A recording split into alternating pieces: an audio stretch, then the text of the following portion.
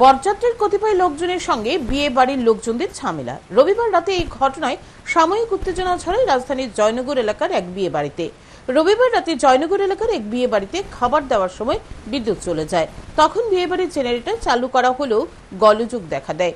তখনই খাবারে বসাচ্ছিলেন রাজধানীর ভট্টপুকুর কালীটিলার বরযাত্রীর কিছু লোক। অভিযোগ, কতিপয় যুবক তখনই উত্তেজিত হয়ে বিয়ে বাড়িতে ঝামেলা সৃষ্টি করে। বিয়ে বাড়ির ক্যাটারিং হেড কাম ম্যানেজারকে হেনস্থা করে।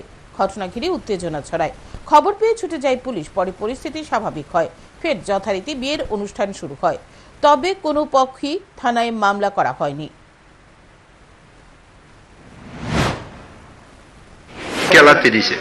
ছেলের পক্ষে আর কি, তার বরযাত্রী বাকি ছেলের পক্ষে দেওয়াতে আমি জিজ্ঞাসা করলাম, দাদা আপনি এই জায়গায় লাগছে কেন? আপনার যদি কোনো সমস্যা নেই আমার সঙ্গে কথা বলেন, আর আপনার সঙ্গে কথা না পেয়ে যদি না হয়, নিচে লোক আছে, হোটেল কর্তৃপক্ষ আছে, তার সঙ্গে কথা বল। দেখো আমি কারো চিনি না, তুই কেটা, তোর বাড়ি কই, তুই নিতে চল, আমি কই যাইতেছি, একটু দাঁড়ান, কিন্তু আপনি আমার কোর্ট দেন এই জায়গার আমার এই জিনিসটা গেলে আপনার ছোটমোটো একটা মতানৈক্যের কারণে কিছু মতবিরোধ চলছিল। তো পুলিশ ইন্টারভেনশনের জন্য রিকোয়েস্ট করলো।